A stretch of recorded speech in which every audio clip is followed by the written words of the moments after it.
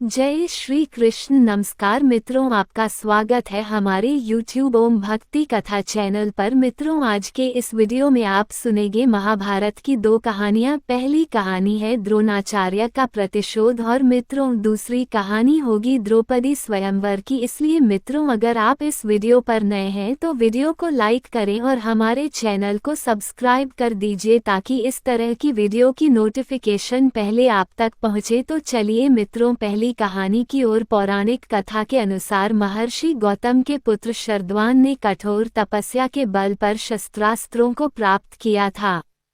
उनके तप से भयभीत इंद्र ने जानपदी नामक अप्सरा को उनके पास भेजा था। अप्सरा जानपदी को देख शरद्वान मुनि स्खलित हो गए। उनके वीर्य के एक भाग से एक कन्या का, दूसरे भाग से एक पुत्र की उत्पत्ति हुई। उन दोनों बालकों को जंगल में देख राजा शांतनु अपने महल में ले आए। उन्होंने बालिका का नाम कृपि व उस बालक का नाम कृप रखा। इधर शरद्वान ने तपोबल से यह ज्ञात कर कि उनके बच्चे हस्तिनापुर के राजा शांतनु के पास हैं, तब उन्होंने उन्हें अपना गोत्र आदि बता दिया। शरद्वान मुनि का वही पुत्र बाद में शास्त्रों के ज्ञाता एक कृपाचार्य हुए और कृपि आचार्य द्रोणाचार्य की पत्नी बनी थी। महामुनि भारद्वाज बड़े ही तेजस्वी और महाविद्वान ऋषि थे। एक बार उन्होंने अपने वंश बेल बढ़ाने के लिए देवताओं से पुत्र की कामना की। उस प्रार्थना के फलस्वरूप उन्हें एक पुत्र की प्राप्ति हुई। उनका मन धृताची अप्सरा पर मोहित हो गया था, जिस कारण वे स्खलित हो गए। उन्होंने वीर्य को द्रोण कलश में रख दिया, उससे द्रोणाचार्य उत्पन्न हुए। पांचाल नरेश राजा पृषत भारद्वाज मुनि के घनिष्ठ मित्र थे। पृषत के भी एक पुत्र था जिसका नाम द्रुपद था। राजा पृषत ने अपने पुत्र की प्रारंभिक शिक्षा दीक्षा के लिए द्रुपद को भारद्वाज के आश्रम में भेज दिया। इस तरह द्रोण व द्रुपद एक साथ ही शिक्षित होने लगे। दोनों में घनिष्ठता भी हो गई। द्रोण के किशोर होने पर भारद्वाज ने उन्हें ऋषि अग्निवेश के पास शस्त्रास्त्र की शिक्षा प्राप्त करने के लिए भेजने का निश्चय किया। राजा पृषत के अनुरोध पर द्रुपद को भी द्रोण के साथ ऋषि अग्निवेश के पास भेज दिया गया। तब दोनों बाल सखा बड़ी लगन से शास्त्रास्त्र की शिक्षा प्राप्त करने लगे। युवावस्था में राजा पृषत की मृत्यु के पश्चात जहां द्रुपद पांचाल नरेश बन अपने राजकाज में व्यस्त हो गए, वहीं द्रोण अपने पिता भारद्वाज के स्वर्गवास के पश्चात उनके आश्रम की देखरेख करने लगे। समय आने पर द्रोण ने कुरु वंश के कुलगुरु कृपाचार्य की बहन कृपि से विवाह कर गृहस्थ आश्रम में प्रवेश किया। कृपि ने एक पुत्र को जन्म दिया। पैदा होते ही बालक ने अश्व घोड़े के से स्वर में रुदन किया, जिस कारण उस बालक का नाम अश्वत्थामा रखा गया। एक दिन द्रोण ने सुना महर्षि परशुराम अपनी समस्त अर्जित संपदा दान कर रहे हैं। द्रोण ने सोच विचार कर परशुराम के पास जाने का निश्चय किया। परशुराम जी ने द्रोण को सुयोग्य पात्र समझ अपने शस्त्र व उनके उपयोग की विद्या तथा मंत्रों को उन्हें प्रदान कर दिया। काफी समय बाद जब द्रोण वापस लौटे तो उन्हें अपने परिवार की दशा देख बहुत दुख हुआ। उनकी पत्नी बालक अश्वत्थामा को दूध के स्थान पर पिसे हुए चावल का घोल पिला रही थी। उनकी अनुपस्थिति में उनके आश्रम व परिवार की दशा अत्यंत शोचनीय हो गई थी। अचानक द्रोण को अपने मित्र पांचाल नरेश द्रुपद का स्मरण हो आया। उन्हें विश्वास था कि उनका बाल सखा व भाई के समान द्रुपद ऐसे कठिन समय में उनकी सहायता अवश्य करेगा। वे अपनी पत्नी व पुत्र के साथ द्रुपद के राजमहल पर जा पहुँचे। उनके बालसखा द्रुपद ने अपनी राजसत्ता के अभिमान में लिप्त हो उन्हें दरिद्र, भिखारी और न जाने क्या क्या अपमान भरे शब्द कहे। भरी सभा में द्रुपद द्वारा अपमानित होने पर द्रोण ने वही प्रतिज्ञा की, द्रुपद, तूने जिस मित्रता का उपहास उड़ाया है, तूने जिस तरह मेरा अपमान किया है, समय आने पर मैं तुझसे उसका बदला अवश्य लूंगा। इस प्रतिज्ञा के साथ द्रोण अपने परिवार के साथ हस्तिनापुर अपनी पत्नी के भाई कृपाचार्य के पास आ गए। तब कृपाचार्य ने उनका हार्दिक स्वागत सत्कार किया। कृपाचार्य कौरवों व पांडव कुमारों को वेद शास्त्रों का अध्ययन कराते थे। उस समय तक द्रोण ने अपने अद्भुत शस्त्र ज्ञान की बात गुप्त रखी थी। वे अपने परिवार सहित कृपाचार्य के आश्रम में ही रह रहे थे। एक दिन कुरु कुमार मैदान में गेंद खेल रहे थे। सहसा उनकी गेंद गहरे कुएं में जा गिरी। गेंद को बाहर निकाले का कोई उपाय न था। द्रोण ये दृश्य देख रहे थे। उन्होंने अपने बाणों से उस गेंद को बाहर निकाल दिया। ये देख सभी राजकुमार बहुत प्रसन्न हुए। जब इस बात का पता पितामह भीष्म को चला तो वे तुरंत समझ गए कि द्रोण ही कुरु कुमारों को शस्त्र विद्या सिखाने हेतु उपयुक्त आचार्य हैं। वे स्वयं द्रोण से मिलने गए तथा उनसे कुरु कुमारों को शस्त्र विद्या सिखाने का निवेदन किया। द्रोण ने इस प्रस्ताव को सहर्ष स्वीकार कर लिया। जिस दिन द्रोणाचार्य का अपने शिष्यों को शस्त्र विद्या सिखाने का प्रथम दिन था, उन्होंने अपने सभी शिष्यों को संबोधित करते हुए कहा, हे शिष्यों, जब तुम शस्त्र विद्या में पारंगत हो जाओगे तब मैं तुम्हें एक कार्य सौंपूंगा। मुझे वचन दो कि गुरु दक्षिणा के रूप में तुम उसे पूर्ण करोगे। अपने गुरु के कथन पर सभी शिष्यों ने चुप्पी धारण कर ली, पर अर्जुन ने आगे बका कहा, आचार्य, मैं अर्जुन आपको वचन देता हूँ, आप जो कहेंगे मैं उसे पूर्ण करूँगा। अर्जुन का साहसिक उत्तर सुन द्रोण ने गदगद हो अर्जुन को सीने से लगा लिया। उन्होंने उसी पल निश्चय किया कि वे अर्जुन को विश्व का सर्वश्रेष्ठ धनुर्धर व योद्धा बनाएंगे। समय अपनी अबाध गति से चल रहा था। वह दिन भी आ पहुंचा जब उनके सभी शिष्य युद्ध कला में पारंगत हो गए। तब द्रोणाचार्य ने कहा, वह समय आ गया है, तुम मुझे गुरु दक्षिणा दो।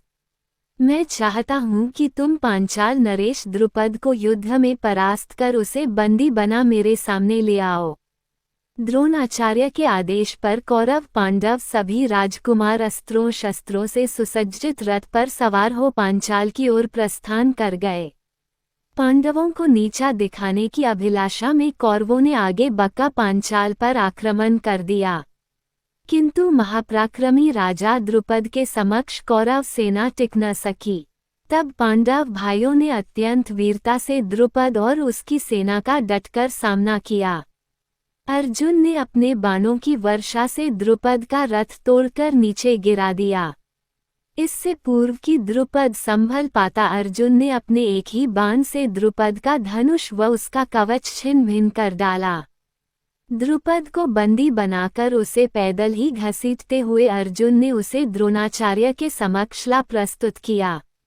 द्रोणाचार्य को कई वर्षों से इस क्षण की प्रतीक्षा थी। वे द्रुपद से बोले, देखा राजन, मैंने कहा था ना, मैं तुमसे एक दिन अपने अपमान का बदला अवश्य लूंगा। आज मैंने अपना बदला ले लिया। अब तुम्हारा राज्य मेरा है और तुम मेरे अधीन हो। मैं चाहूँ तो तुम्हारी दुर्दशा कर सकता हूँ, परंतु मैंने तुम्हें सच्चे हृदय से अपना मित्र माना था। फिर मैं जाति से ब्राह्मण भी हूँ। ब्राह्मण का धर्म है क्षमा करना। अतः मैं तुम्हारा आधा राज्य लेकर आधा राज्य तुम्हें लौटाता हूँ। द्रुपद ने प्रकट में द्रोणाचार्य को उनकी इस उदारता व मैत्री भाव के प्रति धन्यवाद दिया, परंतु मन ही मन प्रतिशोध की ज्वाला में दहकता वह वापस चला गया। वह द्रोणाचार्य से प्रतिशोध लेने का उपाय सोचने लगा। एक ऋषि के कहने पर द्रुपद ने विशाल यज्ञ का आयोजन किया। यज्ञ पूर्ण होने पर उसके अग्निकुंड से एक द्वितीय बालक प्रकट हुआ।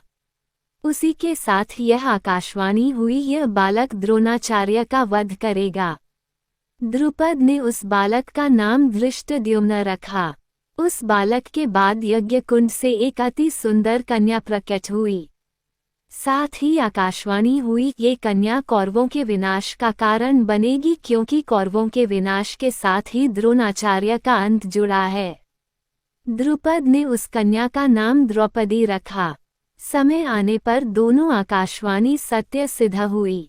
द्रौपदी ही कौरवों के लिए विनाशकारी महाभारत का युद्ध का कारण बनी तथा द्रुपद के पुत्र धृष्टद्युम्न के हाथों ही द्रोणाचार्य का वध हुआ। यह मिथ्या अभिमान व बदले की भावना ही थी जिसने बचपन के बाल सखाओं को शत्रु बना डाला था। अब मित्रों, आइए दूसरी कहानी की ओर चलते हैं। द्रौपदी स्वयंवर की पौराणिक कथा के अनुसार जिस समय पांडव एकचक्रा नगरी में ब्राह्मणों के वेश में जीवन बिता रहे थे, उन्हीं दिनों पांचाल नरेश की कन्या द्रौपदी के स्वयंवर की तैयारियां होने लगीं। एकचक्रा नगरी के ब्राह्मणों के झुंड पांचाल देश के लिए रवाना हुए। पांडव भी उनके साथ ही हो लिए। पांचों भाई माता कुंती के साथ किसी कुम्हार की झोपड़ी में आ टिके। पांचाल देश में भी पांडव ब्राह्मण वेश ही धारण किए रहे। इस कारण कोई उनको पहचान न सका। स्वयंवर मंडप में एक वृहदाकार धनुष रखा हुआ था, जिसकी डोरी तारों की बनी हुई थी। ऊपर काफी ऊंचाई पर एक सोने की मछली टंगी हुई थी। उसके नीचे एक चमकदार यंत्र बड़े वेग से घूम रहा था।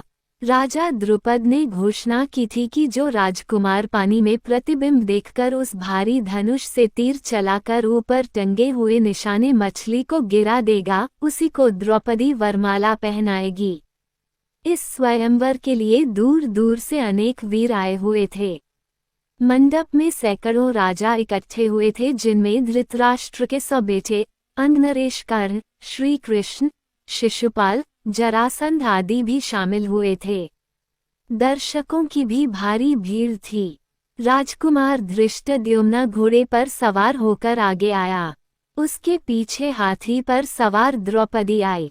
हाथ में फूलों का हार लिए हुए राजकन्या हाथी से उतरी और सभा में पदार्पण किया। राजकुमार धृष्टद्युम्न अपनी बहन का हाथ पकड़कर उसे मंडप के बीच में ले गया। इसके बाद एक एक करके राजकुमार उठते और धनुष पर डोरी चढ़ाते हारते और अपमानित होकर लौट जाते। कितने ही सुप्रसिद्ध वीरों को इस तरह मुंह की खानी पड़ी। शिशुपाल, जरासंध, शल्य व दुर्योधन जैसे पराक्रमी राजकुमार तक असफल हो गए। जब कर्ण की बारी आई तो सभा में एक लहर सी दौड़ गई। सबने सोचा अंगनरेश जरूर सफल हो जाएंगे। कर्ण ने धनुष उठाकर खड़ा कर दिया और तानकर प्रत्यंचा भी चढ़ानी शुरू कर दी। डोरी के चढ़ाने में अभी बाल भर की ही कसर रह गई थी कि इतने में धनुष का डंडा उसके हाथ से छूट गया तथा उछलकर उसके मुंह पर लगा। अपनी चोट सहलाता हुआ कर्ण अपनी जगह पर जा बैठा। इतने में उपस्थित ब्राह्मणों के बीच से एक तरुण उठ खड़ा हुआ। ब्राह्मणों की मंडली में ब्राह्मण वेशधारी अर्जुन को यूं खड़ा होते देखकर सभा में बड़ी हलचल मच गई। लोगों में तरह तरह की चर्चा होने लगी। तब अर्जुन ने धनुष हाथ में लिया और उस पर डोरी चढ़ा दी। उसने धनुष पर तीर चढ़ाया और आश्चर्यचकित लोगों को मुस्कुराते हुए देखा। लोग उसे देख रहे थे। उसने और देरी न करके तुरंत एक के बाद एक 5 बाण उस घूमते हुए चक्र में मारे और हजारों लोगों के देखते देखते निशाना टूटकर नीचे गिर पड़ा। सभा में कोलाहल मच गया। बाजे बज उठे। उस समय राजकुमारी द्रौपदी की शोभा कुछ अनूठी हो गई। वो आगे बढ़ी और सकुचाते हुए लेकिन प्रसन्नतापूर्वक ब्राह्मण वेश में खड़े अर्जुन को वरमाला पहना दी। माता को ये समाचार सुनाने के लिए युधिष्ठिर, नकुल और सहदेव तीनों भाई मंडप से उठकर चले गए। परंतु भीम नहीं गया। उसे भय था कि निराश राजकुमार कहीं अर्जुन को कुछ कर न बैठें। भीमसेन का अनुमान ठीक ही निकला। राजकुमारों में बड़ी हलचल मच गई। उन्होंने शोर मचाया। राजकुमारों का जोश बढ़ता गया। ऐसा प्रतीत हुआ कि भारी विप्लव मच जाएगा। ये हाल देखकर श्री कृष्ण, बलराम और कुछ राजा विप्लव मचाने वाले राजकुमारों को समझाने लगे। वे समझाते रहे और इस बीच भीम और अर्जुन द्रौपदी को साथ लेकर कुम्हार की कुटिया की ओर चल दिए। जब भीम और अर्जुन द्रौपदी को साथ लेकर सभा से जाने लगे तो द्रुपद का पुत्र धृष्टद्युम्न चुपके से उनके पीछे हो लिया। कुम्हार की कुटिया में उसने जो देखा उससे उसके आश्चर्य की सीमा न रही। वह तुरंत लौट आया और अपने पिता से बोला, पिताजी, मुझे तो ऐसा लगता है कि ये लोग कहीं पांडव न हों।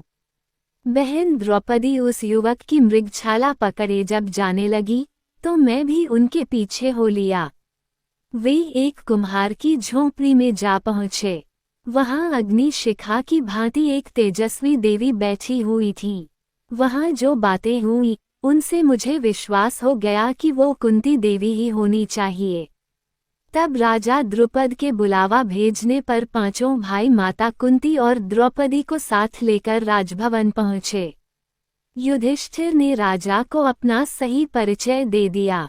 ये जानकर कि ये पांडव हैं, राजा द्रुपद फूले न समाये।